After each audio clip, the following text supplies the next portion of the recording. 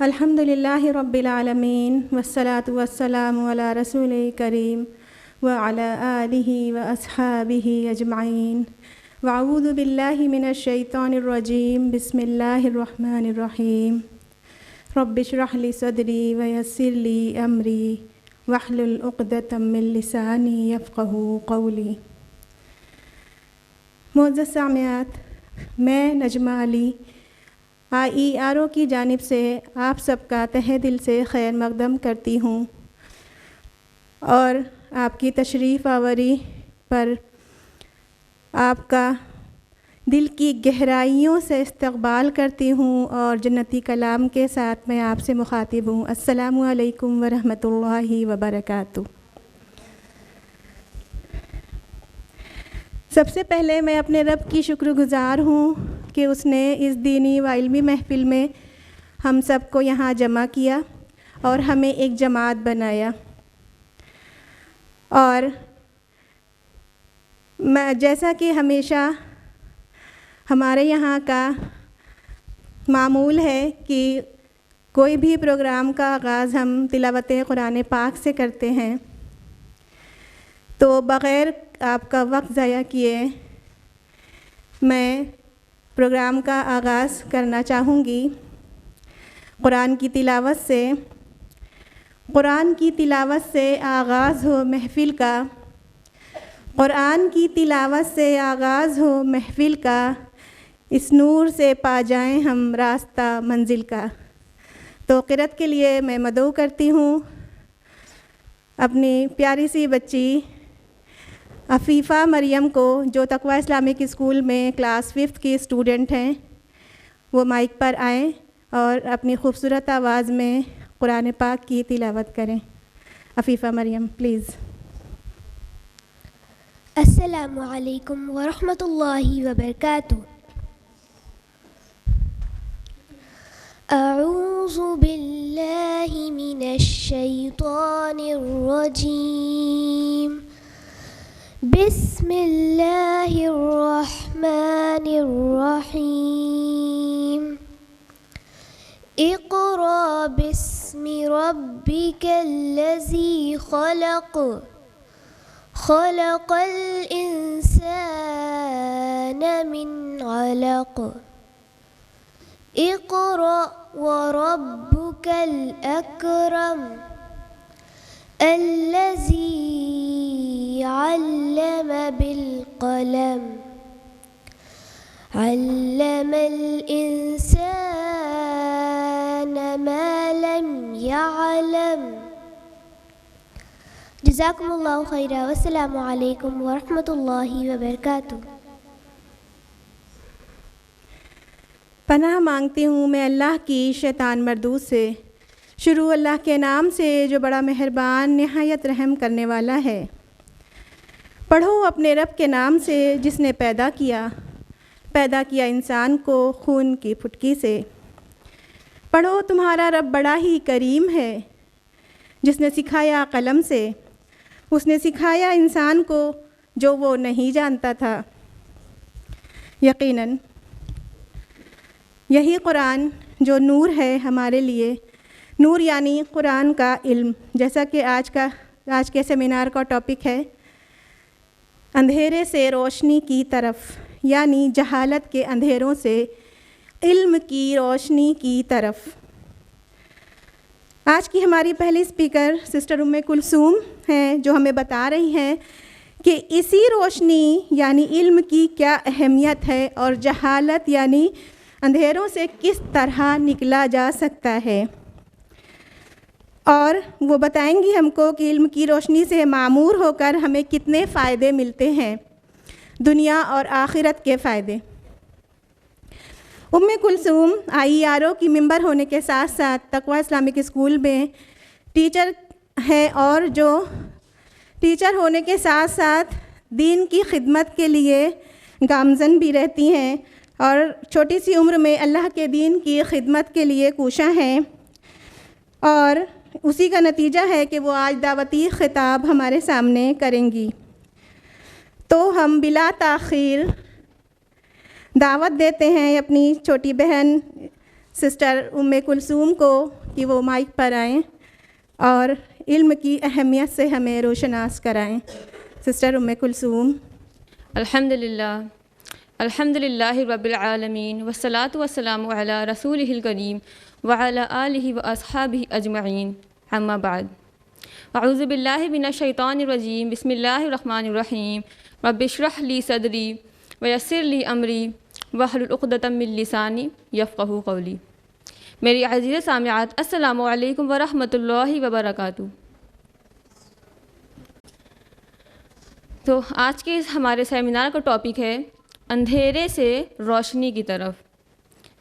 اچھا، ہم اس کو ایک ایگزامپل سمجھتے ہیں۔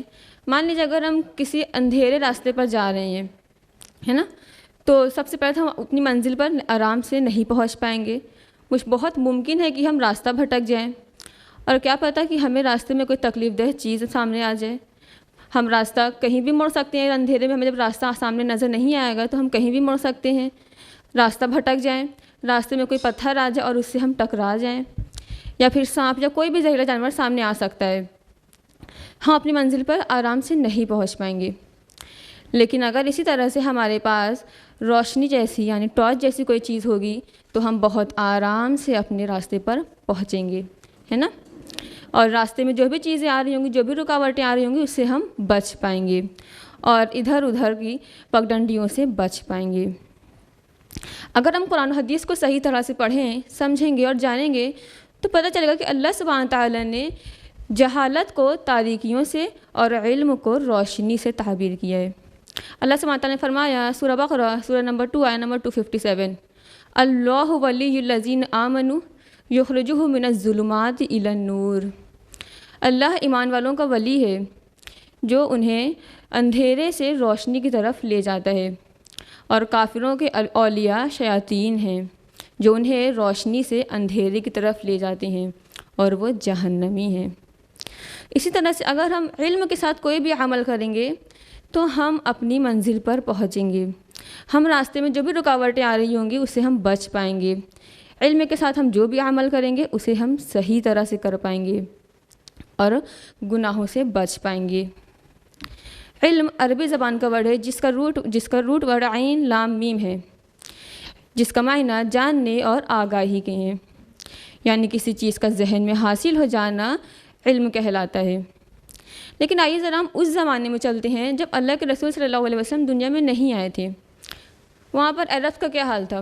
وہاں پر ہم سب جانتے ہیں شراب بھی تھا، چوری بھی تھی، زنا بھی تھا، بدکاریاں تھیں، عورتوں پر ظلم، طلاق میں بے اعتدالی، وراثت میں بے اعتدالی، اور بچیوں کو زندہ دفن کر دیا جاتا تھا، اور ہر چھوٹی چھوٹی بات پر جھگڑے چالو ہو جاتے تھے، موت تک، اور اس کے بعد بھی جھگڑے چلتے رہتے تھے۔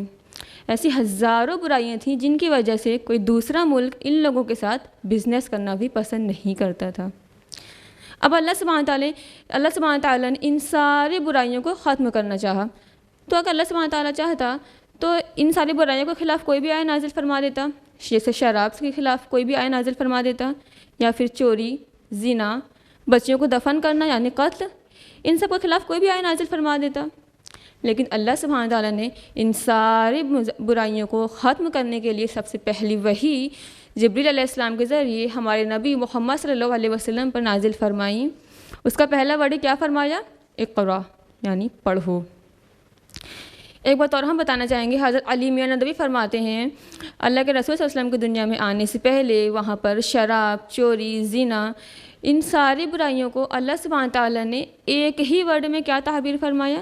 زمانہ جاہلیت، یعنی جہالت کا دور، جس کا مطلب وہاں پر جو بھی برائیاں ہو رہی تھیں، جو بھی منکرات ہو رہے تھے، وہ کس وجہ سے ہو رہے تھے؟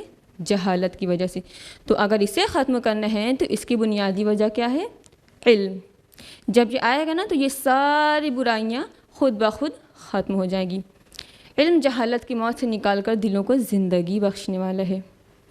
اللہ سبحانہ تعالیٰ نے قرآن مجید میں تقریباً 6000 سے بھی زیادہ آیتیں نازل فرمائی ہیں، لیکن اللہ سبحانہ تعالیٰ نے سب سے پہلی وحی جو نازل فرمائی وہ ہے سورہ علق کی ابتدائی 1 to 5 آیا، جو کہ ہے اقرأ بسم ربک الذی خلق خلق الانسان من علق اقرأ وربک الاکرم الذی علم بالقلم علم الانسان ما لم یعلم۔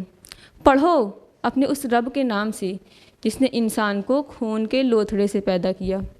پڑھو اور تمہارا رب بڑا کریم ہے جس نے انسان کو قلم کے ذریعے علم سکھایا، جس نے انسان کو وہ سکھایا جو وہ نہیں جانتا تھا۔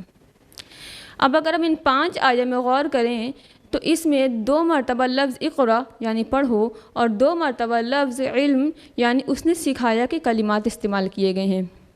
گویا کہ 5 آیات میں 4 الفاظ تو صرف پڑھنے پڑھانے اور سیکھنے سکھانے سے متعلق ہیں۔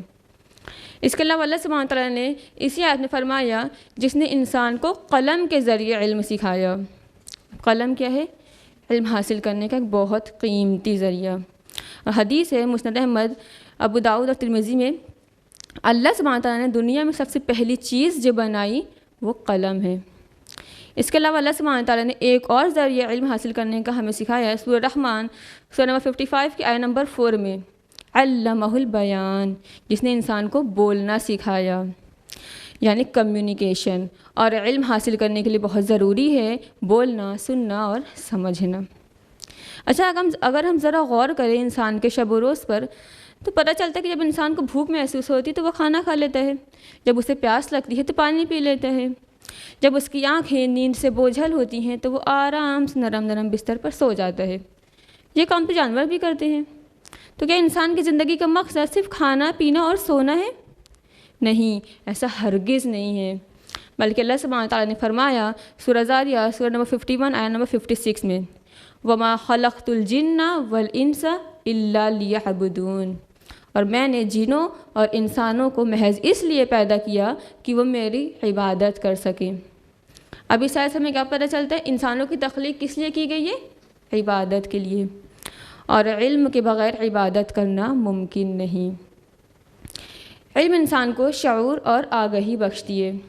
جب انسان کے اندر شعور کی شمع روشن ہوتی ہے تو اسے خیر و شر، نیکی و بدی، برے اور بھلے کی تمیز آ جاتی ہے۔ اور جب انسان کے اندر خیر و شر کا شعور حاصل ہوتا ہے تو اس کے لیے علم کے راستے پر چلنا آسان ہو جاتا ہے۔ اگر اس کی آنکھوں پر جہالت کی پٹی بندھی رہے تو اس کا دل علم کے نور سے دور ہے، پھر اسے زندگی کا کوئی مقصد سمجھ نہیں آئے گا، اور جب مقصد سمجھ میں نہیں آئے گا تو وہ اپنے لیے کسی منزل کا انتخاب نہیں کر سکے گا۔ اللہ کے رسول صلی اللہ علیہ وسلم نے فرمایا، اوتیت علم الاولین والآخرین، اگلے اور پچھلے تمام لوگوں کا علم اللہ نے مجھے عطا کیا ہے۔ لیکن اس کے باوجود اللہ سبحانہ تعالیٰ نے فرمایا سورہ طٰہٰ سورہ نمبر 20 آیت نمبر 114 میں، وَقُلْ رَبِّ زِدْنِی عِلْمًا، اے نبی آپ دعا کریں، اے میرے رب میرے علم میں اضافہ فرما۔ آپ کو پتہ ہے یہ ایک واحد ایسی دعا ہے جس میں اللہ سبحانہ تعالیٰ نے خود نبی کو مانگنے کا حکم دیا ہے کہ اے نبی آپ دعا کریں کہ اے میرے رب میرے علم میں اضافہ فرما۔ اس کے علاوہ اللہ سبحانہ تعالیٰ نے کسی اور چیز میں اضافے کی دعا اپنے نبی کو نہیں سکھائی سوائے علم کے۔ اس سے علم کی امپورٹنس اور زیادہ بڑھ جاتی ہے۔ اور مشکات کی حدیث ہے، اللہ کے رسول صلی اللہ علیہ وسلم نے فرمایا، طلب العلم فریضۃ علی کل مسلم، علم حاصل کرنا ہر مسلمان مرد اور عورت سب پر فرض ہے۔ تو اللہ کے رسول صلی اللہ علیہ وسلم نے ہم سب پر علم کا حاصل کرنا فرض قرار دیا ہے، یا مرد ہوں چاہے عورت، دونوں پر ہر مسلمان پر فرض ہے۔ حدیث ہے ابن ماجہ کی، اللہ کے رسول صلی اللہ علیہ وسلم نے فرمایا، عالم پر عابد کی فضیلت ایسی ہے جیسے میری فضیلت ایک ادنا شخص پر۔ ایک عالم جو بہت عبادت گزار ہے، جو بہت عبادتیں کرتا ہے اللہ کی، اس کی فضیلت عابد پر، یعنی ایک شخص جو زیادہ عبادت تو نہیں کرتا ہے، فرض کی ادائیگی کرتا ہے، اور کیا پتہ وہ صحیح بھی کر رہا ہے کہ نہیں، کیا پتہ اس کی نمازیں قبول ہو رہی ہے یا نہیں، کیا پتہ اسے سنت کا طریقہ پتہ ہو، سنت پر عمل کر رہا ہو، تو اس عالم کی فضیلت اس عابد پر ایسی ہے جیسے اللہ کے رسول صلی اللہ علیہ وسلم کی فضیلت ایک ادنا شخص پر۔ ایک واقعہ ہم سنانا چاہیں گے ابن عباس رضی اللہ عنہ کا۔ ابن عباس رضی اللہ عنہ آپ صلی اللہ علیہ وسلم کے چچا زاد بھائی تھے۔ ان کو بچپن سے علم سیکھنے کا بہت شوق تھا۔ ایک مرتبہ ابن عباس رضی اللہ عنہ اپنے ایک دوست کے ساتھ کھیل رہے تھے۔ انہوں نے کھیلتے کھیلتے دیکھا کہ کچھ لوگ صحابہ سے علم سیکھ رہے ہیں، تو انہوں نے اپنے دوست سے کہا کہ چلو ہم بھی چل کر کچھ صحابہ سے علم سیکھتے ہیں۔ تو ان کے دوست نے کہا پاگل ہو کیا، صحابہ سے علم سیکھو گے؟ مطلب صحابہ کہاں اتنے بڑے بڑے اور تم کہاں، اور تم کیا کرو گے علم سیکھ کر؟ اگر کسی کو کچھ پوچھنا ہوگا تو وہ ڈائریکٹ صحابہ سے پوچھ لیں گے، تم سے کون پوچھے گا؟ کیوں اپنے آپ کو مشکل میں ڈال رہے ہو؟ تو یہ بات ابن عباس رضی اللہ عنہ کو پسند نہیں آئی، اور انہوں نے صرف اسی بات پر اپنے اس دوست کا ساتھ چھوڑ دیا اور اپنے آپ کو علم سیکھنے میں مشغول کر لیا۔ پھر ایک وقت ایسا آیا کہ وہی دوست جن کے ابن عباس رضی اللہ عنہ نے چھوڑا ہوا تھا، وہ دور سے دیکھ رہے ہوتے ہیں کہ ابن عباس رضی اللہ عنہ بیٹھے ہوئے ہیں اور کچھ لوگ، ان کے پاس ایک بہت بڑا لوگوں کا مجموعہ ہے جو ان سے علم سیکھ رہا ہے۔ تو وہ دوست آج پتہ نہیں کہاں ہے، کوئی نہیں جانتا، مگر ابن عباس رضی اللہ عنہ نے اپنے آپ کو علم سیکھنے میں لگایا اور دین کا اتنا علم حاصل کیا کہ آج ہم سب ان کا عزت سے نام لے رہے ہیں۔ اور سب سے پہلے قرآن کی تفسیر بھی ابن عباس رضی اللہ عنہ نے ہی لکھی ہے۔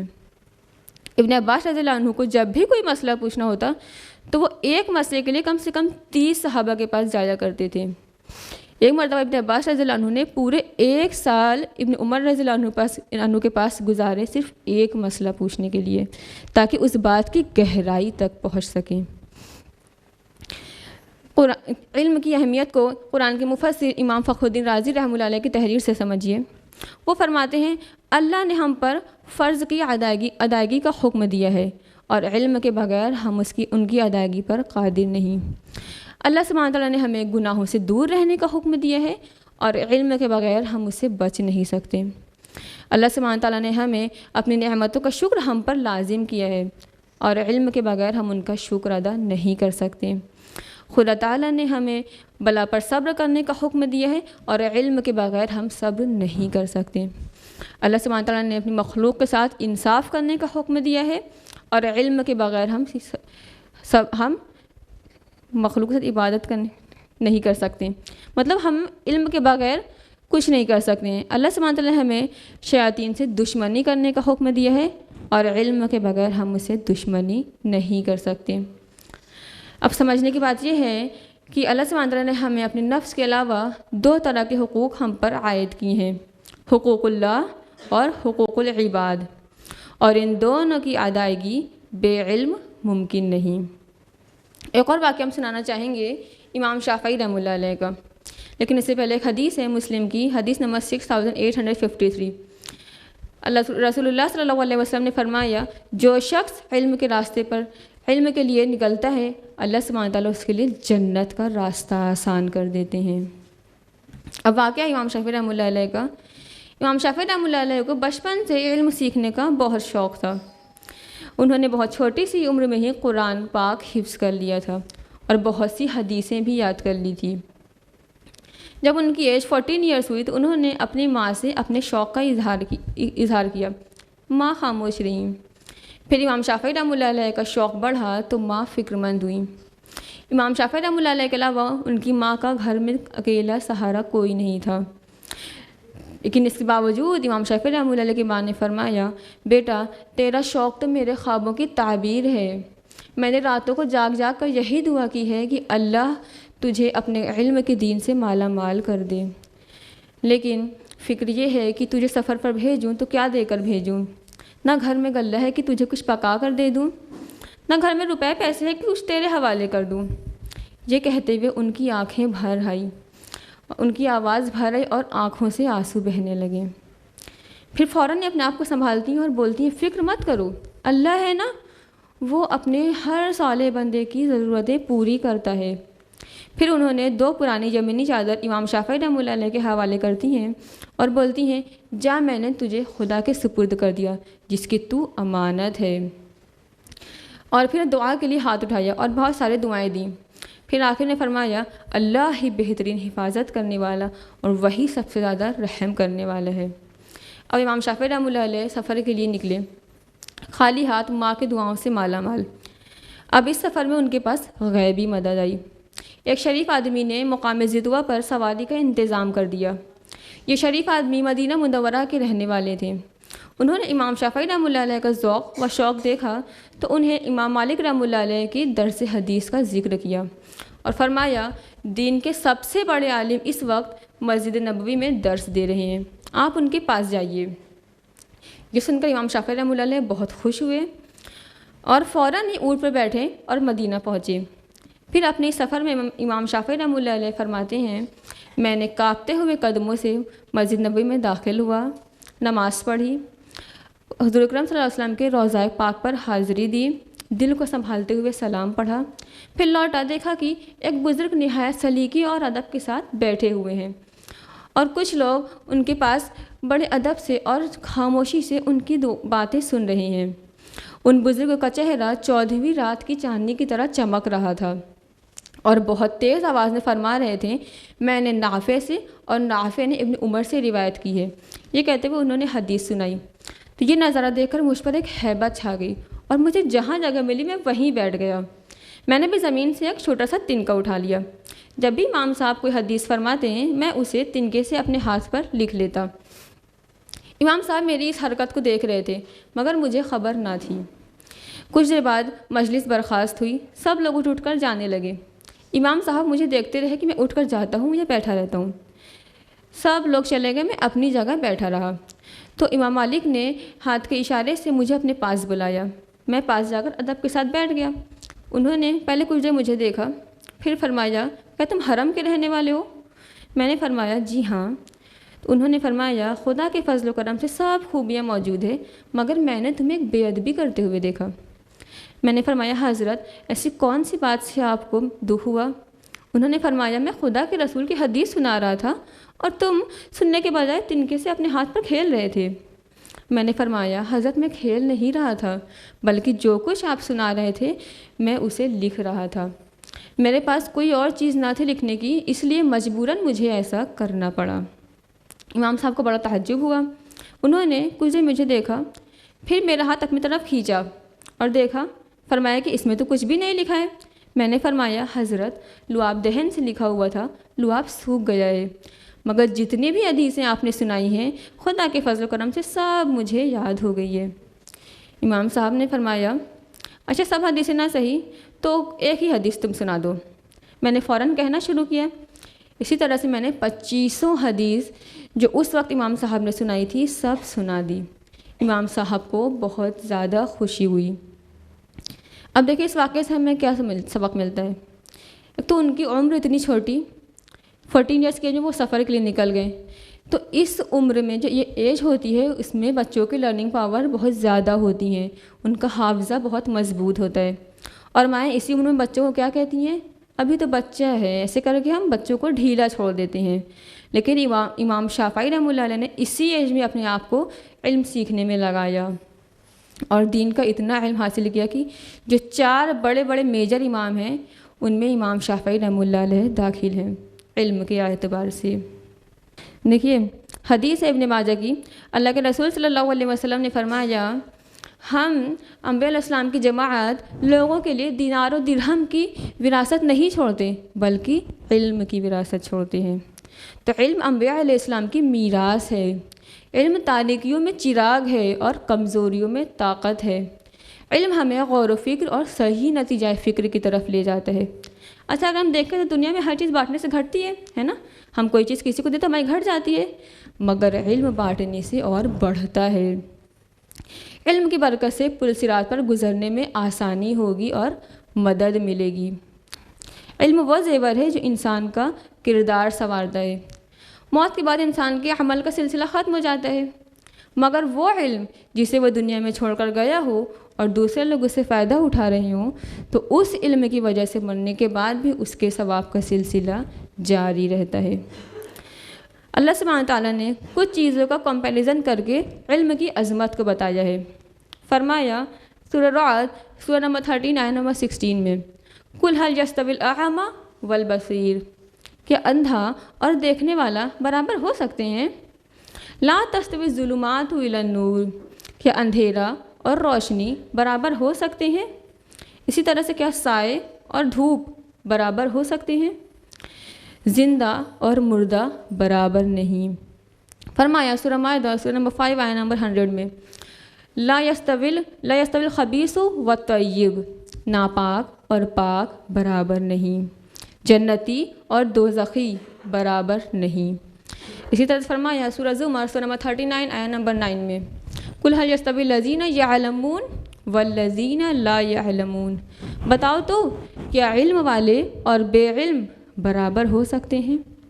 یہاں پر لاسٹ میں علم جاننے والے اور علم نہ جاننے والے کا کمپیریزن کر کے یہ بتایا جا رہا ہے کہ علم نہ جاننے والے گویا کہ اندھے ہیں، علم نہ جاننے والے اندھیرے میں ہیں، علم نہ جاننے والے دھوپ میں ہیں، علم نہ جاننے والے ناپاکی کے درجے میں ہیں، فتنے اور گمراہی میں، علم نہ جاننے والے مردہ ہیں، اور علم نہ جاننے والے گویا کہ دوزخی ہیں۔ اسی طرح سے جاننے والے گویا کہ بینا ہیں، روشنی میں ہیں، پاکیزگیوں میں ہیں، سائے میں ہیں، اور جنتی صفات والوں میں ہیں۔ دیکھیے علم ہی بھٹکے ہوئے کو سیدھا راستہ دکھاتا ہے، بد کو نیک بناتا ہے، دشمن کو دوست بناتا ہے، دنیا میں امن و امان کی فضا قائم کرتا ہے۔ علم انسان کے اندر شائستگی پیدا کرتا ہے، حسن پیدا کرتا ہے، تہذیب پیدا کرتا ہے۔ ایک جاہل شخص کا دل حسد اور لالچ کی تیروں کا جلد شکار ہو جاتا ہے، مگر علم انسان کو حسد اور لالچ جیسی بیماریوں سے بچاتا ہے۔ اسی وجہ سے ہمیں چاہیے کہ ہم علم حاصل کرتے رہیں۔ علم کے ذریعے انسان دنیا و آخرت کے بلند درجات حاصل کرتا ہے۔ امام ابو حسن شاذلی فرمایا کرتے تھے، 4 چیزوں کے ہوتے ہوئے علم نفع نہیں دیتا۔ پہلا ہے دنیا کی محبت، دوسرا آخرت کی فراموشی، تیسرا تنگ دستی کا خوف، اور چوتھا ملامت کرنے والا یعنی لوگوں کا ڈر رکھنے والا۔ دیکھیے معاشیت یعنی جس کام میں اللہ کی نافرمانی ہو اس سے عقل اور بصیرت کا نقصان ہوتا ہے۔ جب تک ہم نافرمانی کی روش نہیں چھوڑیں گے علم ہمیں نفع نہیں دے گا۔ امام شافعی رحمۃ اللہ علیہ بیان فرمایا کرتے تھے، علم والے جو شخص علم کے لیے نکلتا ہے اس کے اوپر یہ فرض ہے کہ وہ نیت خالص اللہ کے لیے رکھیں، اس میں مدد حاصل کرنے کے لیے اللہ کی طرف رجوع کریں، اور اس میں ہر آنے والی رکاوٹ پر صبر کریں۔ علم گھر میں بیٹھ کر نہیں آتا ہے۔ دیکھیے علم کے لیے نکلنا، مشقتیں اٹھانا، تکلیف اٹھانا، یہ انبیاء اور رسول کی سنت ہے۔ علم تھکے بغیر نہیں آتا ہے، علم گھروں سے نکلے بغیر نہیں آئے گا۔ ہر چیز کا ایک سلیقہ ہوتا ہے، ایک ادب ہوتا ہے، اور علم کا طریقہ یہ ہے کہ اس کی خاطر نکلا جائے۔ اللہ سبحانہ تعالیٰ نے فرمایا سورہ فاتر نمبر 35 آیت نمبر 28 میں، اللہ سے اس کے وہی بندے ڈرتے ہیں جو علم رکھتے ہیں۔ دیکھیے جب تک ہمارے اندر اللہ کی ذات کی حقیقت، اس کی معرفت ہمارے اندر نہیں آئے گی، علم ہمیں نفع نہیں دے گا۔ ہم سائنس کا کتنا بھی علم حاصل کر لیں، لیکن اگر ہم اسے اللہ کی نظر سے نہیں دیکھیں گے علم ہمیں نفع نہیں دے گا۔ اور جب ہم اسے اللہ کی نظر سے دیکھنا اسٹارٹ کر دیں گے، اللہ کی حقیقت کو، اس کی معرفت کو، اس کی ذات کی حقیقت، آخرت کی حقیقت، اس پورے کائنات کی حقیقت، اور اپنے نفس کے اندر غور و فکر، تو ہمیں علم نفع دے گا۔ چلنے والے نکل گئے ہیں، جو ٹھہرے ذرا وہ کچل گئے ہیں۔ اب ہم اپنی گفتگو کا اختتام قرآن کی آیت کے ساتھ کرنا چاہیں گے۔ فرمایا سورہ مجادلہ سورہ نمبر 58 آیت نمبر 11 میں، یرفع اللہ الذین آمنوا منکم والذین اوتوا العلم درجات، اللہ تم میں سے جو ایمان لائیں اور جنہیں علم دیا گیا ان کے درجات بلند کرے گا۔ وآخر دعوانا ان الحمد للہ رب العالمین، والسلام علیکم ورحمۃ اللہ وبرکاتہ۔ جزاک اللہ خیراً کثیرا سسٹر ام کلثوم، بہت اچھی طرح ہم کو بتایا کہ علم حاصل کس طرح سے کیا جائے، اور علم حاصل کرنے کے لیے ہمیں کیا کرنا چاہیے اور کیا کیا کرنا پڑ سکتا ہے۔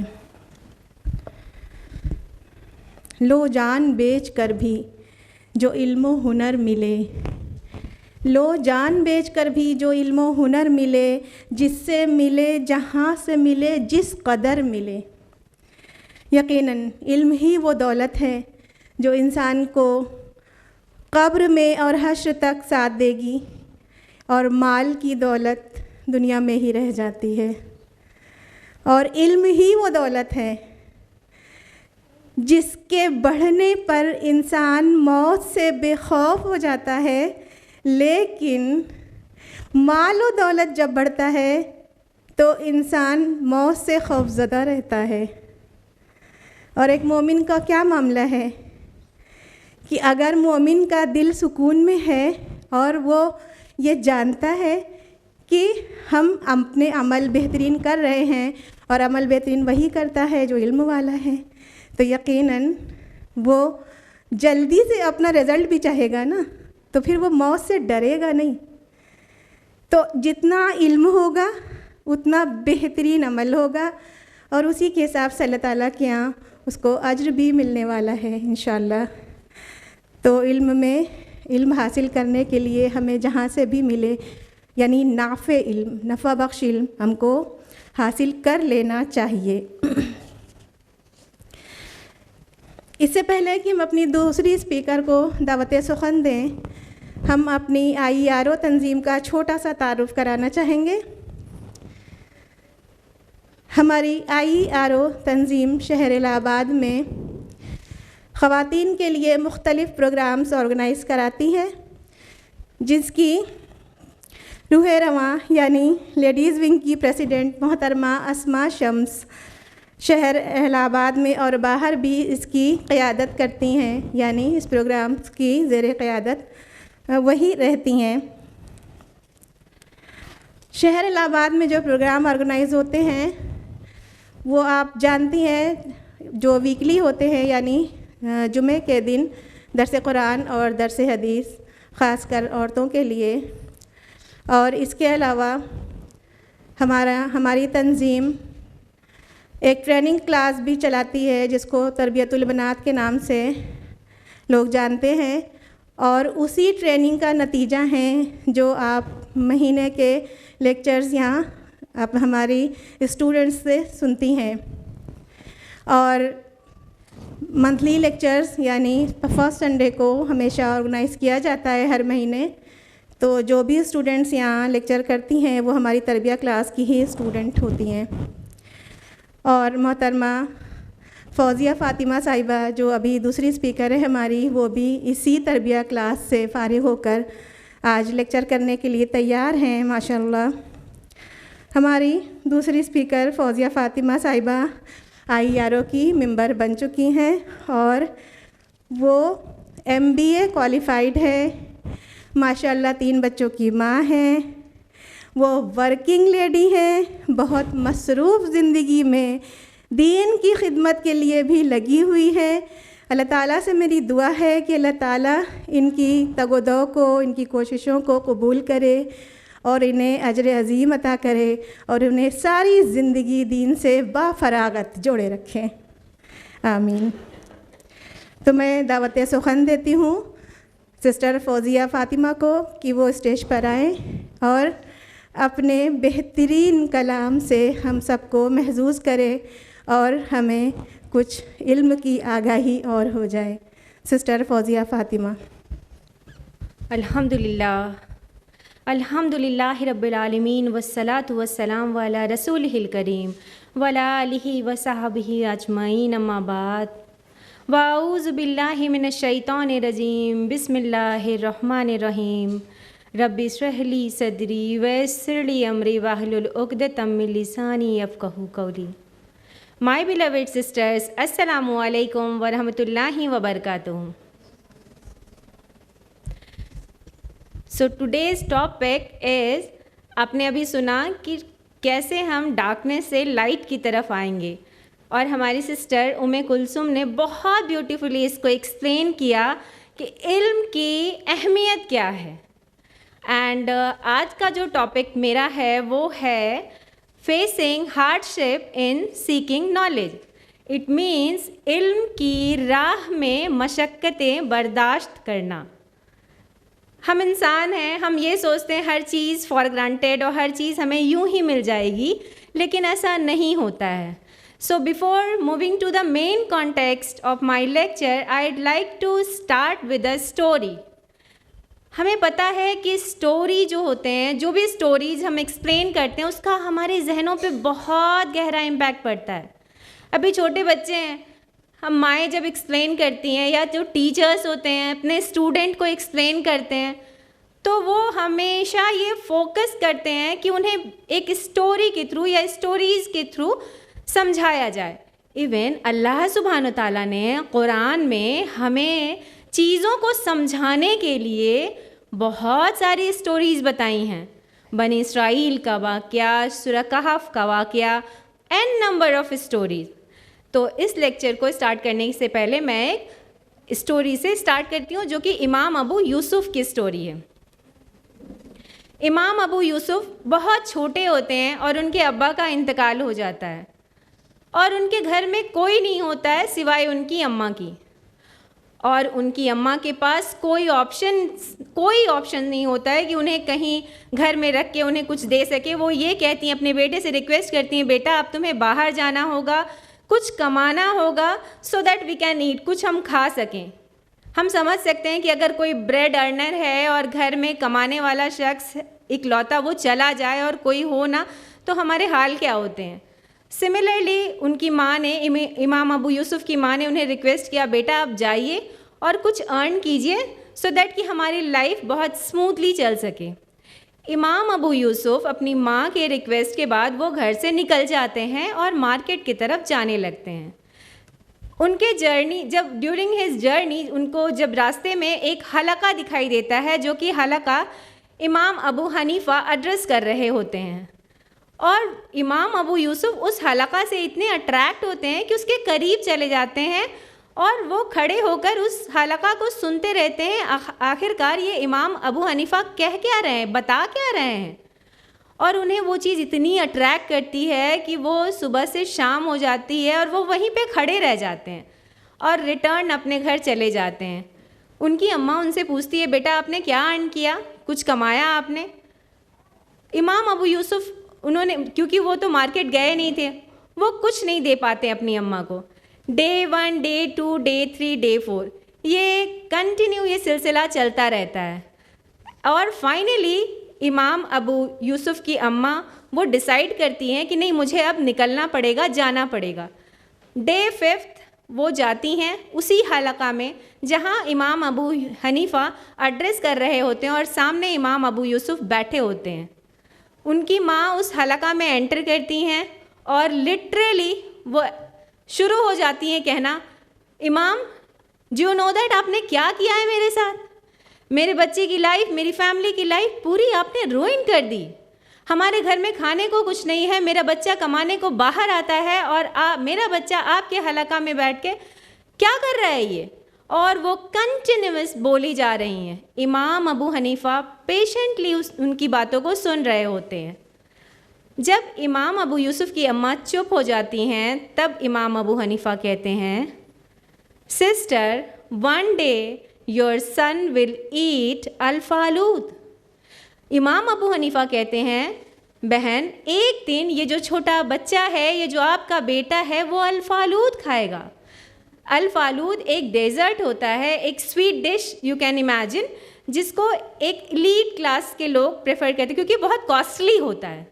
اب یہ سوچیں جس کے گھر میں روٹی نہیں ہے اور اس کے بچے کو اور اس کو سامنے والا شخص یہ کہہ رہا ہے کہ one day your son will eat فالود, تو اس کا کیا حال ہوگا. اور وہ پینک ہو جاتی ہیں ان کی ماں اور کہتی ہیں, ناؤ آئی انڈرسٹینڈ, اب مجھے سمجھ میں آ رہا ہے امام ابو حنیفہ, یو آر گیٹنگ اولڈ, آپ کی ایج بہت ہو گئی ہے, آپ اپنے بڑھاپے کو پہنچ گئے ہیں, دیٹس وائی ہم روٹی کے لیے اپنے بچوں کو بھیجتے ہیں اور آپ بتا رہے ہیں کہ میرا بچہ الفالود کھائے گا. And day started. اب وہ امام ابو یوسف باہر نکلتے ہیں, مارکیٹ جاتے ہیں کام کرنے کے لیے. بٹ امام ابو حنیفہ اپنے ایک اسٹوڈنٹ کو اس مارکیٹ پلیس میں بھیجتے ہیں اور ان کو امام ابو یوسف کو اپنے پاس بلاتے ہیں اور ان سے یہ ریکویسٹ کرتے ہیں, بیٹا آپ میرے حلقہ میں آئیے, نالج گین کریے, اور جو اماؤنٹ آپ کو مارکیٹ میں ملتا ہے کام کرنے سے, آئی ول پرووائڈ یو, میں آپ کو دے دوں گا. سملرلی تھنگس گوز آن, اور ایئرس لیٹر وہ چیزیں چلتی رہتی ہے کیونکہ اب پرابلم نہیں ہو رہی ہے. وہ یہاں علم بھی حاصل کر رہے ہیں امام ابو یوسف, اور ان کی اماں کو پیسے بھی مل رہے ہیں. اینڈ چیزیں جب بہت لمبے سمے کے بعد ایک وقت آتا ہے, امام ابو یوسف بغداد کے قاضی بن جاتے ہیں. قاضی کو ہم اس طریقے سے سمجھ سکتے ہیں, chief justice of supreme court. اور ہم جانتے ہیں کہ دنیاوی ٹرمز میں, دنیاوی پرسوٹ میں سپریم کورٹ کا کیا رول ہوتا ہے. سپریم کورٹ کا رول ہوتا ہے کہ it will be the final decision. تو وہ قاضی بن جاتے ہیں اور وہ ہارون رشید کے ساتھ کسی ڈسکشن میں ایک بیٹھے ہوتے ہیں, سینٹر ٹیبل بیچ میں ہوتا ہے, اس فرنٹ پہ امام ابو یوسف بیٹھے ہوتے ہیں اور ادھر ہارون رشید بیٹھے ہوتے ہیں. کچھ ڈسکشن ہونے کے بعد وہاں پہ سینٹر ٹیبل پہ انہیں الفالود سرو کیا جاتا ہے. ریممبر وہی الفالود جو کہ امام ابو حنیفہ نے ان کی اماں کو کہا تھا کہ one day your son will eat الفالود. اور جب امام ابو یوسف اس الفالود کو دیکھتے ہیں تو ہی واز لائک اسمائلنگ, وہ اسمائل کرنے لگتے ہیں.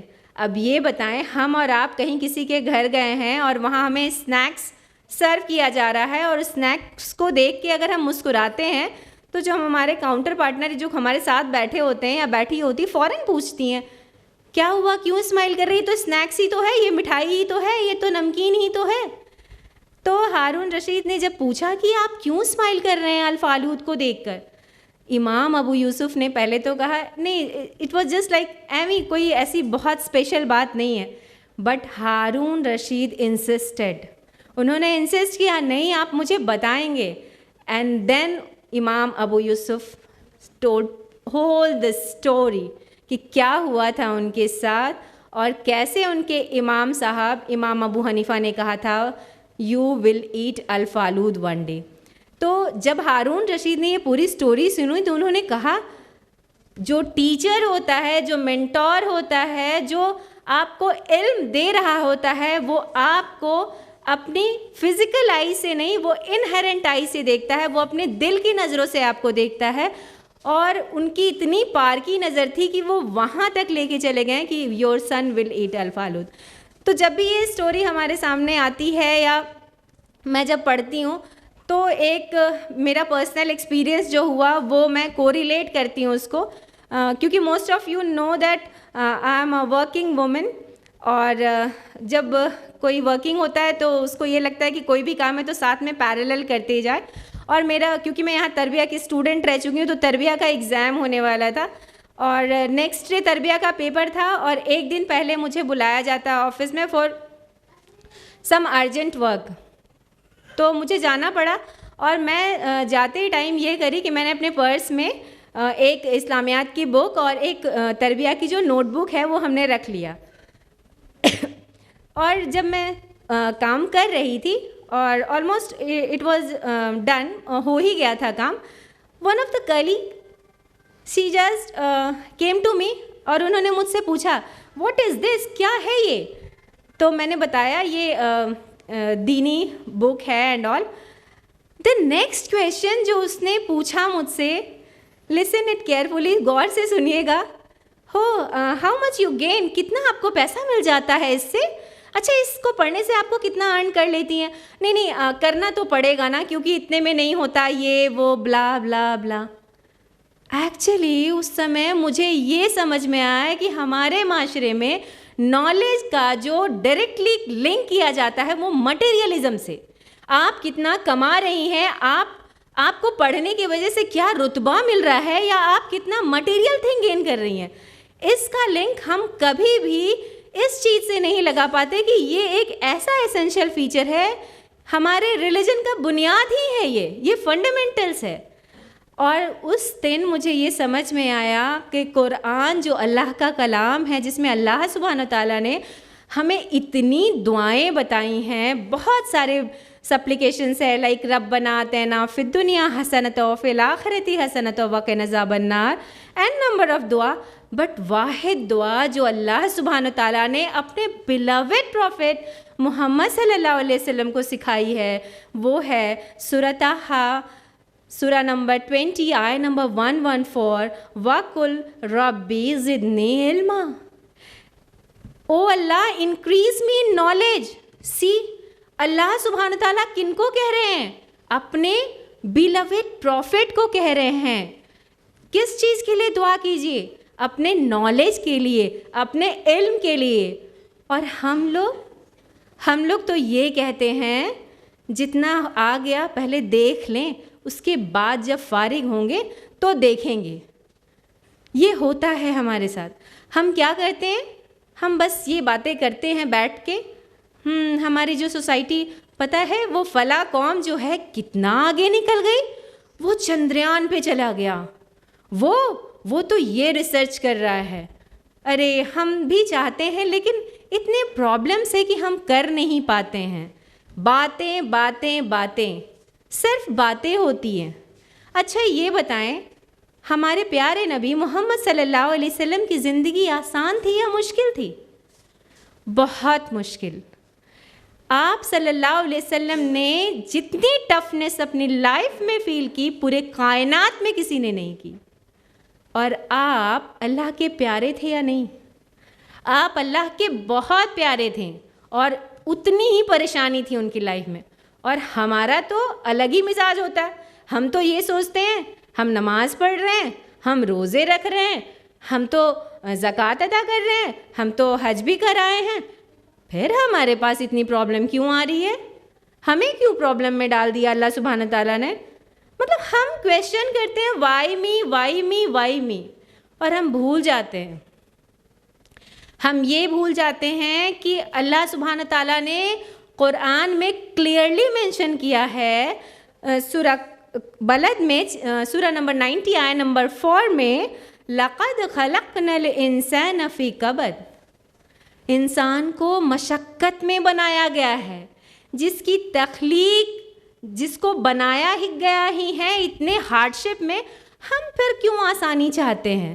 اور بار بار یہ چیز ہم لوگوں کو پتہ ہے, جو چیز آسانی سے ملتی ہے وہ ترنت بہہ جاتی ہے, اور جو چیز ہم سب اپنی لائف میں جانتے ہیں, جو چیز جتنی ٹفنس سے ہمیں ملتی ہے وہ بہت دیر تک ریٹین رکھتی ہے.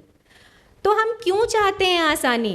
ہمیں اب مشکلات اور یہ جو ہارڈشپ ہے وہ فیس کرنا پڑے گا. اگر ہم سوچتے ہیں سب کچھ ہمیں بیٹھے بیٹھے مل جائے گا, وہ تو نہیں ہونا ہے. کیونکہ ابھی جیسے سسٹر نے بتایا کہ علم روشنی ہے.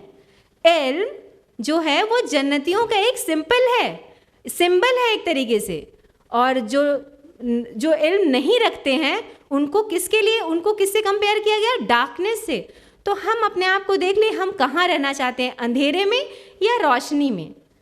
تو یہ کلیئر ہو گیا نا کہ ہمیں اگر نکلنا ہے, علم حاصل کرنا ہے, تو ہمیں ہارڈشپ فیس کرنا ہوگا. There is no shortcut for that. Even Allah سبحانہ تعالیٰ نے سورہ بقرہ چیپٹر نمبر 2 آیت نمبر 214 میں بھی کہا, ام حسبتم ان تدخلوا الجنۃ ولما یأتکم مثل الذین خلوا من قبلکم. یہ کہا کہ کیا تمہیں جنت ایسے ہی مل جائے گا؟ کیا تمہیں جنت میں ایسے ہی داخل کر دیا جائے گا without any test and trial? ہم سب کو پتہ ہے جنت پرفیکٹ ہے, دنیا امپرفیکٹ ہے. سب کچھ جاننے کے بعد بھی ہم اس امپرفیکٹ دنیا میں ہی پرفیکشن چاہتے ہیں. ہمیں پتہ ہے پرفیکٹ وہ جگہ ہے جو ہمارا فائنل ڈیسٹینیشن ہے. اسٹل ہم بار بار شکایت کرتے ہیں ہماری لائف میں یہ کیوں ہے, ہماری لائف میں وہ کیوں ہے.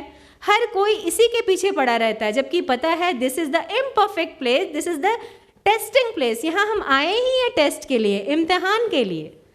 تو یہ نہ سوچے کہ ہمیں بس آسانی سے وہ چیزیں مل جائے گی, ہمیں ہارڈشپ اور مشقتیں برداشت کرنا پڑے گا. چلیے اگر ہم پوچھیں, اور ہم اور آپ سب سے پہلا ایکسکیوز کیا دیتے ہیں کسی بھی چیز کے لیے؟ علم کے لیے ہیں کہ ہم کیا, کہاں ہیں, کیسے, کیوں نہیں حاصل کر رہے. ہمارا پہلا کیا رہتا ہے؟ Without a fraction of second taking, مطلب کچھ بھی نہیں لگتا, اور ہم کہتے ہیں ٹائم نہیں ہے ہمارے پاس, وقت ہے ہی نہیں. وقت ملے گا تب تو ہم کریں گے.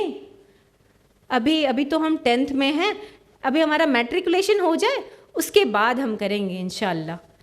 پھر سے 12th آ جاتا ہے, اب 12th کر لیں, اس کے بعد پھر ہوتا ہے کہ اب تھوڑا نیٹ کی پریپریشن کر لیں, یا IIT JEE کی پریپریشن کر لیں, یا جو بھی کوئی کمپٹیٹیو ایگزام ہے اس کی تیاری کر لیں, دیکھ لیں. اس کے بعد پھر ہم سیٹل ڈاؤن ہو جاتے ہیں. اس کے بعد ہوتا ہے شادی ہو جائے ہمارے, اس کے بعد تو ہم فری ہو جائیں گے, اس کے بعد کریں گے. جیسے ہی شادی ہوتی ہے, ہمارے ان لاز نئے ہیں, ابھی تو سمجھنا پڑے گا, دیکھنا پڑے گا. पता नहीं वो परमिशन दें ना दें, और इसी में ये सारी चीज़ें चलती रहती है। फिर छोटा बच्चा आ जाता है, फिर होता है अरे वो भी तो एक बहुत बड़ी रिस्पॉन्सिबिलिटी है, उसको भी देखना है। फिर बच्चे बड़े हो जाते हैं, फिर उनका 10th 12th सेटलमेंट, उनकी मैरिज, चीज़ें चलते रहती है हत्ता कि हम मिट्टी में मिल जाते हैं। अग्री और नॉट, आप लोग अग्री करती हैं या नहीं, ये होता है या नहीं? वो टाइम कब आएगा? वो तो आएगा ही नहीं, क्योंकि हर इंसान को पता होता है हम आपको बेवकूफ़ बना सकते हैं, खुद को बेवकूफ़ नहीं, उसके सेल्फ इनर कॉन्शियस में वो पता होता है कि वो सिर्फ और सिर्फ एक्सक्यूज़ दे रहा है कि वो मेरे पास टाइम नहीं है। क्या सच में टाइम नहीं है? ये mobile, reels reels reels, 1 episode, 2nd episode, 3rd episode and goes on. ये नहीं होता तो पता है आजकल तो नया बहुत ट्रेंड में चल रहा है कुकिंग रेसिपी।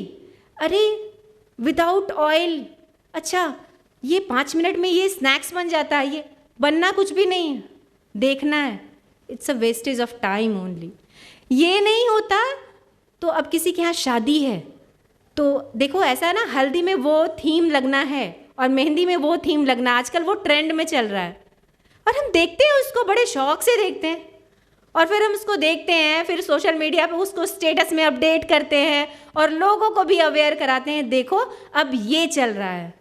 सिस्टर्स, हम लोग कर क्या रहे हैं? ये हमारा दीन नहीं है। एक्चुअली हम दूसरों को कॉपी करने के चक्कर में जो सबसे इम्पॉर्टेंट चीज़ अल्लाह सुब्हान ताला ने हमें दी है, टाइम, उसको हम ज़ाया कर रहे हैं। और हम ऐसे कह देते हैं टाइम मिलेगा फिर देखेंगे, टाइम ही नहीं है। अभी कितनी भी मसरूफियात हैं, बच्चे छोटे हैं, लिटरली मैंने देखा है वो चीज़। ये बहुत हार्ड्स और बहुत टफ एक थीम निकल के आएगा मेरी ज़ुबान से, पर ये रियलिटी हमने विटनेस किया है। छोटे बच्चे होते हैं और शादी पड़ जाती है उस घर में, उस छोटे बच्चे को लेके मार्केट में टहलती हैं और सुबह से रात हो जाता है, पता नहीं चलता और मैचिंग नहीं मिल पाता उनका। और उसके बाद डे 2, डे 3, डे 4, हत्ता कि मैरिज का दिन आ जाता है और सुबह में टेलर के पास जाते हैं, क्या मेरा वो सही नहीं हो पाया? ये क्या है? हम परफेक्शन किस चीज़ में चाह रहे हैं? अपने अटायर में, अपने लुक्स में, अपने स्टेटस में। जब इल्म की बात होती है तो हम कहते हैं हमारे पास टाइम नहीं है। सो सिस्टर्स, शॉर्टकट नहीं है इस चीज़ का। जैसे हम कपड़े के लिए और अपनी ज्वेलरी के लिए इतना परफेक्शन चाहते हैं, अपने इल्म के लिए क्यों नहीं परफेक्शन चाहते हैं? और चलिए एक और बहुत इम्पॉर्टेंट चीज़ आप लोग मुझे बताएंगी, आज से 20 साल पहले क्या होता था? आपकी अम्मी, खाला, नानी, दादी, क्या उनके पास भी कभी सुना उनके मुँह से टाइम नहीं है? हमने तो नहीं सुना। वो सारे काम करती थी, सारे रिश्तेदारों से भी राब्ता रखती थी और दीनी महफिल में भी जाती थी।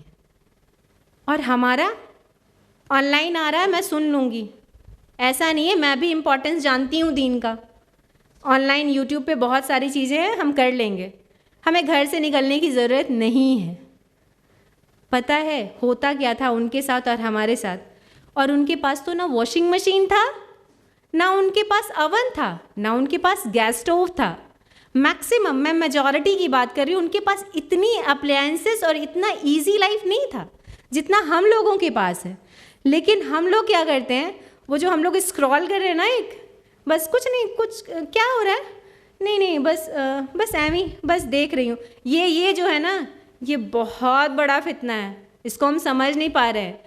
और ये भी विटनेस करेगा क़यामत के दिन, ये भी बताएगा हमारे ख़िलाफ़ कि जो अशहदु अल्ला इलाहा इल्लल्लाह, उसको हमने करा का, वो स्क्रॉल करा हमने मोबाइल को।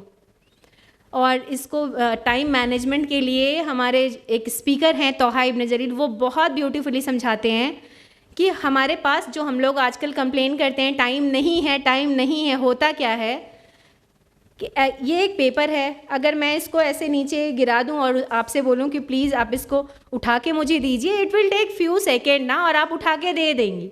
सेम पेपर को अगर हम छोटे छोटे टुकड़ों में तोड़ दें, फाड़ के, उसके बाद हम स्कैटर्ड कर दें और हम फिर बोलें आपसे प्लीज़ इसको उठा के दीजिए, तो क्या होगा? इट विल टेक टाइम, बहुत वक्त लगेगा उसको उठाने में। ایسے ہی کیا اللہ سبحانہ تعالیٰ نے ہمارے ساتھ.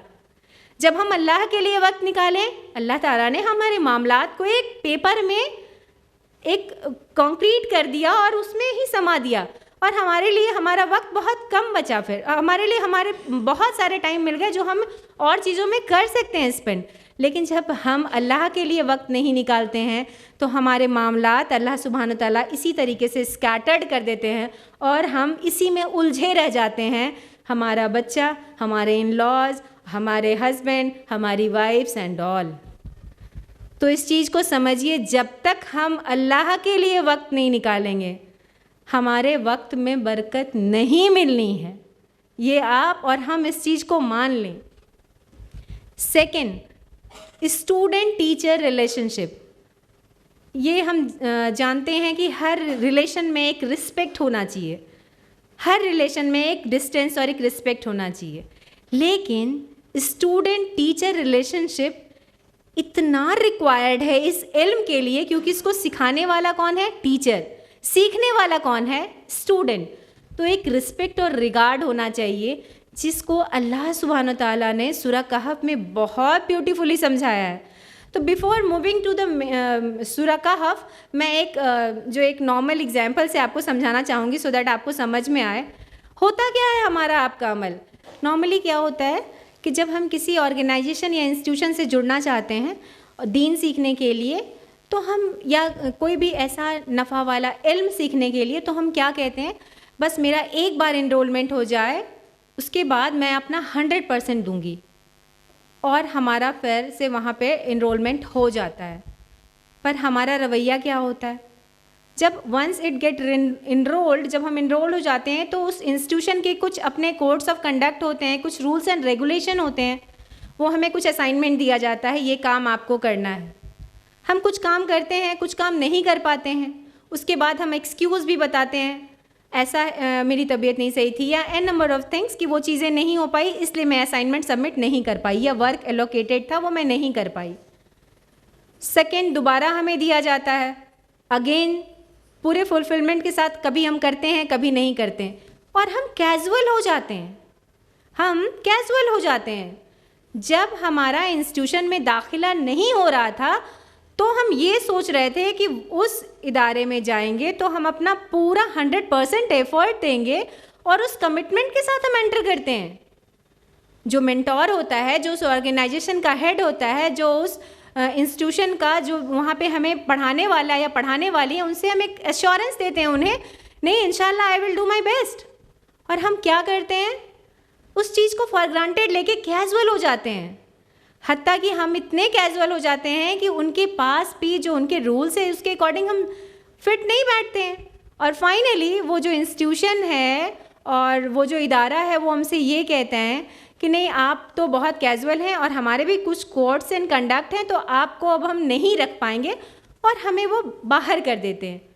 اور پتہ ہے ہم جیسے ہی باہر ہوتے ہیں ہمارے الفاظ کیا ہوتے ہیں, یہ انسٹیٹیوشن, یہ آرگنائزیشن کتنے سخت ہیں, یہ فیلنگس کو کیوں نہیں سمجھتے, پرابلمس تھی اس لیے ہم نے نہیں کرا.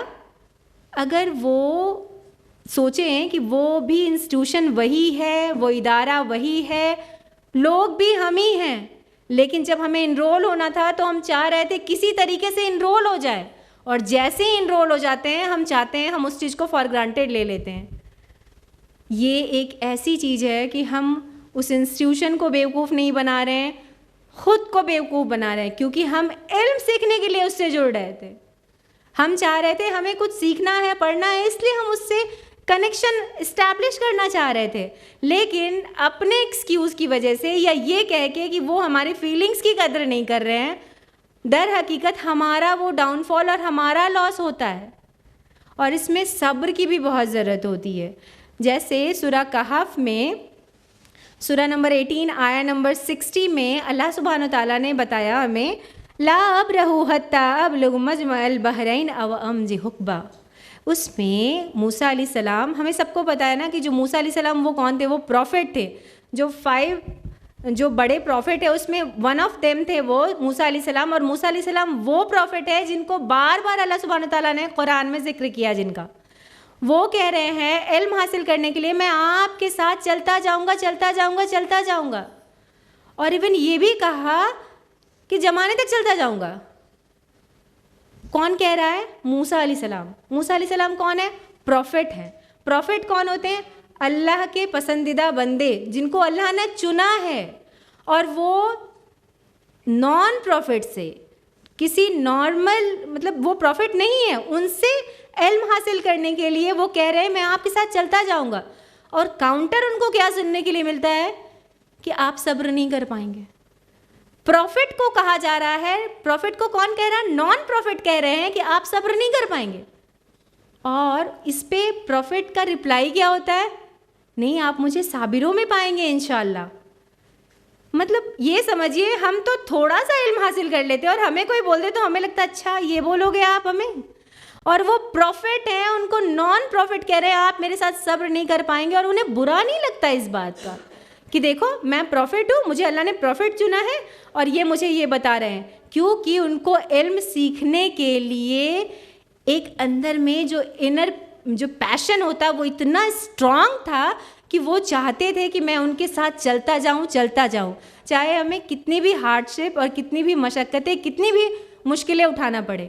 اور میں سورہ کہف کا بار بار اس لیے حوالہ دے رہی ہوں کیونکہ اس میں کہا نا میں چلتا جاؤں گا زمانے تک چلتا جاؤں گا، اور ہم گھر سے یہاں تک نہیں آ پاتے۔ ہم یہ کہتے ہیں ابھی واشنگ مشین میں کپڑا پڑا ہے، پہلے اس کو ڈرائر کرنا، ٹھنڈ کا ٹائم آ گیا تو پہلے ٹھنڈ کے کپڑے نکال لیں، یہی تو چھٹی کا دن ملتا ہے، بچے ہیں، این نمبر آف تھنگس، پھر سے وہی ایکسکیوز، اور ہم نہیں آ پاتے یہ کہہ کے کہ یہ یوٹیوب پہ لیکچر آ جائے گا نا تو ہم سن لیں گے۔ اچھا یہ بتائیں کیا یوٹیوب پہ لیکچر جو آتا ہے کیا اتنا واقعی امپیکٹ ڈالتا ہے؟ چلیے اس کو یہ سمجھیں، ابھی 3-4 سال پہلے جب کووڈ تھا تو ہمارے آپ کے بچے آن لائن پڑھ رہے تھے۔ جب ہمارے آپ کے بچے آن لائن پڑھ رہے تھے تو ہم لوگوں کے، میں نے ہر پیرنٹ سے سنا ہے اب بس ہو گئی ہے، بس اب کسی بھی طریقے سے اسکول کا کھل جانا صحیح ہے، کیونکہ آن لائن میں کچھ بچے نہیں پڑھ رہے ہیں اور بگڑ رہے ہیں۔ کیوں بگڑ رہے ہیں؟ اسکول تو وہی ہے، بچے بھی وہی ہے، سلیبس بھی وہی ہے، ٹیچر بھی وہی ہے، پھر بگڑ کیوں رہے ہیں؟ وہاں بھی پڑھایا جا رہا ہے آپ کو، ہمارے بچوں کو وہاں بھی وہی ٹیچرز پڑھا رہی تھی۔ ایکچولی وہاں پہ رسپیکٹ نہیں تھا، وہاں پہ فزیکل جو ایک ادب اور لحاظ ہے وہ نہیں تھا۔ تو جو ہم گھر میں چیزیں سنتے ہیں اور جو ہم یہاں آ کے سنتے ہیں، ہیوج ڈفرینس، یہ ہم اور آپ بہت اچھے سے فیل کرتے ہیں، لیکن ہم مانتے نہیں ہیں اس چیز کو، کیونکہ ہم اپنے چیزوں کو منوانے کے لیے کسی بھی حد تک جا سکتے ہیں۔ وہ جب جماعت سے جڑی ہوں میں، وہ آن لائن ہے نا، اس سے جڑ جاتی ہوں، یہ کر لیتی ہوں، ایسا بار بار میں کہہ رہی ہوں کہ یہ آسان نہیں ہے علم حاصل کرنا، ہمیں ہارڈ شپ فیس کرنا پڑے گا، اور ہمیں اس چیز کے لیے ریڈی رہنا چاہیے۔ ہم ہر چیز میں جو شارٹ کٹ چاہتے ہیں نا، وہ گوگل ہے نا shortcut, one side type کے، ہاں یہ تو یہ مل جاتا ہے۔ دنیا کے ساتھ ایسا نہیں ہوتا، ہمیں اللہ سبحانہ تعالیٰ نے بہت بڑے پرپس کے لیے بنایا ہے۔ وما خلقت الجن والانس الا لیعبدون، ہم نے ایسے نہیں بنا دیا، اللہ سبحانہ تعالیٰ نے بہت گریٹر پرپس کے لیے بنایا ہے، اور ہمارے لیے ریوارڈ بھی بہت گریٹر رکھا اللہ سبحانہ تعالیٰ نے، لیکن ہم اس چیز کو نہیں سمجھتے ہیں۔ چلیے اب ہم بتاتے ہیں اس میں علم جو ہے، اب ہم کبھی کبھی ہم لوگ کنفیوز آتے ہیں علم اور ہدایت میں۔ علم اور ہدایت دونوں دو چیزیں ہیں۔ علم جو ہے، اگر ہم نے جیسے ہم نے بچپن میں پڑھا ہم لوگوں نے اے فار ایپل یا کا سے کبوتر، را سے انار، وہ علم ہے، وہ ہمارے پاس آ گیا، اب ہم آگے کسی کو بڑھا سکتے ہیں، ہم آپ کو بڑھا سکتے ہیں۔ کیا ہم کسی کو ہدایت دے سکتے ہیں؟ یہ نہیں دے سکتے۔ یہ بہت الگ چیز ہے، اور یہ بہت بہت بہت امپورٹنٹ چیز ہے۔ اللہ تعالیٰ نے اگر کسی کو ہدایت دی ہے، وہ یہ سوچے وہ اتنی امپورٹنٹ چیز ہے کہ پوری دنیا، پوری کائنات ایک طرف اور ہدایت ایک طرف، لیکن ہم اس چیز کو پرائرٹائز نہیں کرتے ہیں۔ ہمیں اگر اللہ سبحانہ تعالیٰ نے اگر ہدایت دے دی ہے، ایک مسلمان گھر میں پیدا کر دیا اور ہمیں یہ سمجھا دیا لا الہ الا اللہ، تو بس کیا ہمارے اوپر ہماری وہ کوئی ڈیوٹی نہیں ہے؟ ہمیں سمجھنا نہیں ہے، کیونکہ ہم اس چیز کو امپورٹنس نہیں دیتے ہیں۔ وہ جو ہدایت ہے ہم اس کو ترجیح نہیں دیتے۔ جس دن ہم اس ہدایت کو ترجیح دینے لگیں ہم سمجھ جائیں گے کہ یہ جو ایکسکیوزز ہیں, یہ جو فالسہوڈ میں لوگوں کو ہم رکھتے ہیں کہ یہ نہیں ہے وہ نہیں ہے, وہ کرنا چھوڑ دیں گے. یہاں یہ لیکچر ہے, اتنے لوگ اٹینڈ کر رہے ہیں, ضروری نہیں ہے کہ ہر بات سب پہ اثر ہو جائے. بات وہی ہو رہی ہے, اسپیکر وہی ہے, لسنر وہی ہے, پلیس بھی وہی ہے, پر اسی میں کوئی ایک ایسا پرسن ہوتا ہے جس کو اللہ سبحانہ تعالیٰ نے کن کہنا اور فیکون ہو جانا ہے. یہ ہے ہدایت, یہ ہے ہدایت, اتنی بڑی چیز. اور ہم لوگوں کو جب ہدایت مل جاتی ہے تو ہمیں قدر نہیں ہوتی. کیوں قدر نہیں ہوتی؟ کیونکہ ہمیں سمجھ نہیں ہوتا اس چیز کا کہ ہمیں اللہ سبحانہ تعالیٰ نے کیا عطا کی ہے. اور پتہ ہے ہم اپنے رب کو بھی جاننا نہیں چاہتے ہیں, تبھی تو علم حاصل نہیں کرتے. جس کو پتہ ہے کہ اللہ سبحانہ تعالیٰ نے اگر ہدایت دی ہے تو علم حاصل کرنے کے لیے وہ کبھی یہ نہیں کہے گا میرے پاس ٹائم نہیں ہے یا میرے پاس بہت سارے پرابلمس ہیں. لیکن کیا ہے, وہ ہمیں پتہ نہیں ہے نا کہ اللہ سبحانہ تعالیٰ ہم سے کتنی محبت کرتا ہے. آپ ماں ہیں, اگر آپ کے بچے ہیں تو آپ سمجھیے اس محبت کا ایک چھوٹا سا ایگزامپل سے میں آپ کو ایلیبوریٹ کرنا چاہوں گی. آپ کا بچہ باہر گیا ہے, ابھی ٹھنڈ کا ٹائم ہے, گاجر کا حلوہ فیمس, ٹھیک ہے. آپ کہتی ہیں میرا بچہ, جب میرا بچہ آئے گا تو میں گاجر کا حلوہ بناؤں گی, ٹھیک ہے. تو یہ کیا تھا کہ جب میرا بچہ آئے گا, یا آپ یہ کہتی ہیں اگر میرا بچہ آئے گا تو گاجر کا حلوہ بناؤں گی. اگر تو کوئی نہیں کہتا, اور اگر کسی نے کہہ دیا تو اس کی تو سمجھے پھر تو شامت آنی ہے. میرا بچہ جب میرا بچہ آئے گا تو میں گاجر کا حلوہ بناؤں گی. اللہ سبحانہ تعالیٰ کہتے ہیں وجیب دعوت داعی فانی قریب. جب میرے بندے اے نبی, جب میرے بندے میرے بارے میں سوال کرے تو میں قریب ہوں. جب کہا, یہ نہیں کہا اگر, کیونکہ اللہ سبحانہ تعالیٰ کو پتہ ہے کبھی نہ کبھی یہ بندہ میرے پاس پلٹ کے آئے گا. لیکن ہمارے پاس تو ٹائم ہی نہیں ہے. وہ اللہ سبحانہ تعالیٰ, وہ مالک, وہ رزاق, وہ ہمارے لیے انتظار کر رہا ہے کہ جب میرا بندہ میرے طرف آئے گا آپ ان سے کہیے میں قریب ہوں. یہ نہیں کہہ رہا ہے کہ وہ مومن بندہ یا وہ حاجی بندہ یا وہ نمازی بندہ, ایون وہ یہ بھی نہیں کہہ رہا وہ مسلمان بندہ, کوئی بھی بندہ, جو بندہ میرے بارے میں میرا سوال کرے بولے میں قریب ہوں. جب ہم اپنے بچے کے لیے نہیں سن پاتے ہیں کہ اگر وہ بندہ سوال کرے, نہیں جب, کیونکہ ان کو اللہ سبحانہ تعالیٰ کو پتہ ہے یہ میرا بندہ میرے پاس پلٹ کے آئے گا. لیکن ہم جو ہیں وہ اتنے اپنی لگزیریس لائف میں اور اتنے دنیا میں مٹیریل ورلڈ میں اس طریقے سے اپنے آپ کو انڈلج کیے ہوئے کہ ہمیں اس کے علاوہ کچھ سمجھ ہی نہیں آتا. ہمیں لگتا ہے اچھا یہ جب چیزیں ہو جائیں گی, یہ ہو جائے گا, اس کے بعد ہم نکلیں گے. سسٹرز, ایکچولی یہ ہمیں غور و فکر کرنے کی چیز ہے, پونڈر کرنے کی چیز ہے کہ اگر اللہ سبحانہ تعالیٰ نے ہمیں ہدایت دی ہے تو آپ سمجھے اس رب کو پہچانیں, علم حاصل کریں. کیونکہ کئی لوگ ایسے بھی ہیں جن کے پاس ہدایت نہیں. ابلیس, آپ کو پتہ ہے اس کے پاس بہت علم تھا, کیا نہیں تھا؟ ہدایت. اس کے پاس تو کہتے ہیں کہ نبیوں سے بھی زیادہ علم تھا, اتنے علم تھا, لیکن اس کے پاس ہدایت نہیں تھی. تو کیا ہم اپنے آپ کو اس کے کیٹیگرائز میں اپنے آپ کو انکلوڈ کرنا چاہیں گے, یا پھر اپنے آپ کو الگ اور اللہ کے قریب اور جو ہمارا فائنل ڈیسٹینیشن ہے جنت, وہاں جانا چاہیں گے؟ تو اب بھی وقت نہیں.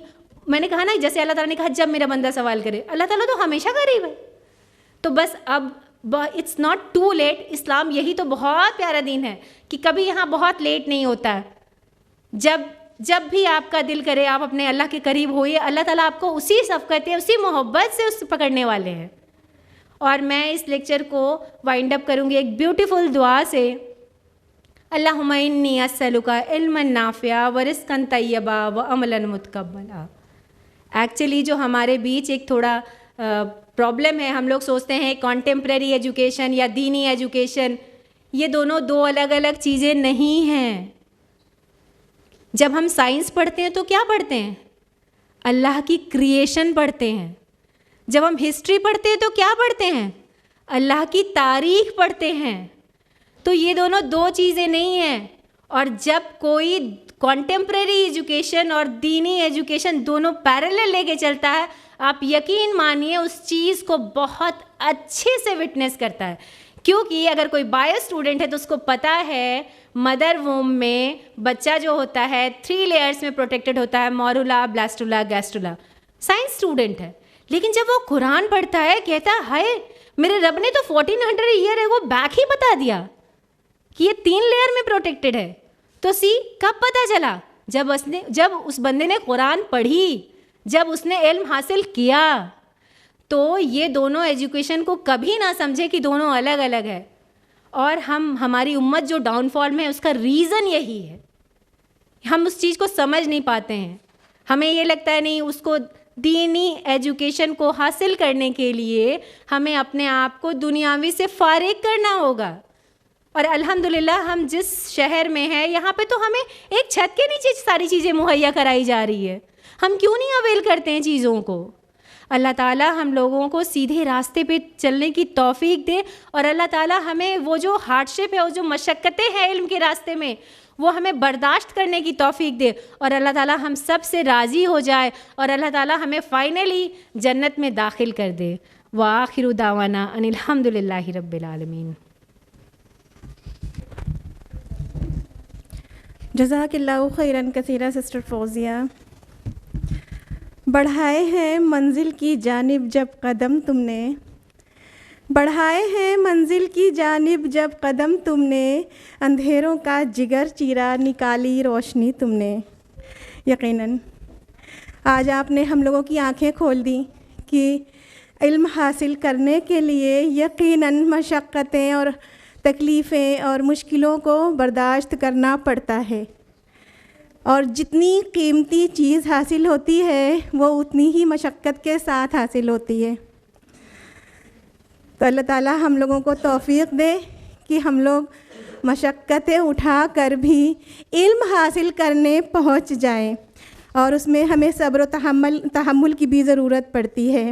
ایک بار پھر سے میں آپ کا شکریہ ادا کرنا چاہوں گی. جزاک اللہ خیراً کثیرہ سسٹر فوزیہ.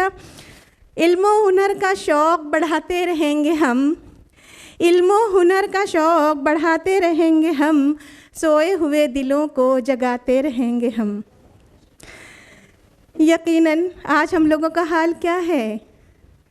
ہمارے بچے اگر اسکول بھی جاتے ہیں نا، اور گرمی میں اور پسینے میں بھیگتے ہیں اور گرمی سے پریشان ہوتے ہیں، تو ہم سب پیرنٹس اسکول پہنچ جاتے ہیں شکایت کرنے، ارے بچے کو بہت گرمی لگتی ہے، بہت پسینے میں بھیگ جاتا ہے بچہ. ذرا سی سختی یا ذرا سی تکلیف پر آج ہم ماں باپ فوراً کرا اٹھتے ہیں، اور چاہتے ہی نہیں ہیں کہ بچے تکلیفیں برداشت کریں یا شدت میں آئیں یا تو سختیاں برداشت کریں یا مشقتیں اٹھانا پڑے ان کو. ہم لوگ چاہتے ہیں بڑی آسانی سے علم حاصل ہو جائے. یقین مانیے قیمتی بننے کے لیے اپنے آپ کو جلانا پڑتا ہے، تراشنا پڑتا ہے، یعنی ترشوانا پڑتا ہے. ہیرا تبھی قیمتی ہوتا ہے جب وہ بہت زیادہ تراشا جاتا ہے. یعنی جتنی مشقتیں برداشت کرا جائے گا اتنا ہی قیمتی انسان بن جائے گا. تو علم حاصل کرنے کے لیے ہمیں مشکلیں برداشت کرنی پڑیں گی، اور اگر ہمارے بچے مشکلیں برداشت کیے بغیر علم حاصل کریں گے تو وہ علم وہ حیثیت نہیں رکھے گا، اس کی وہ اہمیت نہیں ہوگی. تو ہمیں چاہیے کہ اپنے بچوں کو اور خود بھی تھوڑی سی تکلیفیں برداشت کریں، تھوڑی سی مشقتیں اٹھائیں. تھوڑی سی ہم کہہ رہے ہیں لیکن زیادہ اگر برداشت کریں گے تو زیادہ قیمتی چیز ملے گی. تو جس کو جتنی مشکل سے ملتا ہے نا وہ اس کی قیمت کو سمجھتا ہے. آج یہی وجہ ہے کہ ہمارے درمیان وہ ہیرے نہیں ہیں جو ہیرے پہلے ہوا کرتے تھے، یعنی جو گوہر اور جو موتی، یعنی جو علم والے عالم ہوا کرتے تھے، آج ہمارے درمیان ان کی بہت کمی ہو گئی ہے. صرف اس لیے کہ ہم بس اپنے بچوں کو پیسہ کمانے کی مشین بنا رہے ہیں، علم نہیں دلا رہے ہیں. اگر ہم علم حاصل کرنے کے لیے بھیجیں گے تو ہم یہ نہیں دیکھیں گے کہ ہمارے بچے کتنی مشکلیں جھیل رہے ہیں، بلکہ مشکلوں میں ڈال کر ہی ہم قیمتی چیزیں حاصل کر پائیں گے، یعنی علم حاصل کر پائیں گے. تو اللہ ہمیں توفیق دے کہ ہم بھی اور ہمارے بچے بھی جو مشکلیں آئیں اس کو فیس کریں، اور اللہ حوصلہ دے ہمیں کہ ہم برداشت کریں اور علم کو حاصل کریں. اب وقت آ پہنچا ہے پروگرام کے اختتام کا، اور ہم علامہ اقبال کے الفاظ میں اللہ سے دعائیہ کلام کے ساتھ اس پروگرام کا اختتام کرنا چاہیں گے. کوئی عروج دے نہ زوال دے، مجھے صرف اتنا کمال دے. کہ اللہ سے دعا ہے کہ کوئی عروج دے نہ زوال دے, مجھے صرف اتنا کمال دے, مجھے اپنی راہ میں ڈال دے کہ زمانہ میری مثال دے. میرے ذہن میں تیری فکر ہو, میری سانس میں تیرا ذکر ہو, تیرا خوف میری نجات ہو, سبھی خوف دل سے نکال دے. وآخر دعوانا الحمد للہ رب العالمین. سبحانک اللہم و بحمدک نشہد ان لا الہ الا انت نستغفرک و نتوب الیک. والسلام علیکم ورحمۃ اللہ وبرکاتہ. جزاکم اللہ خیرا کثیرا.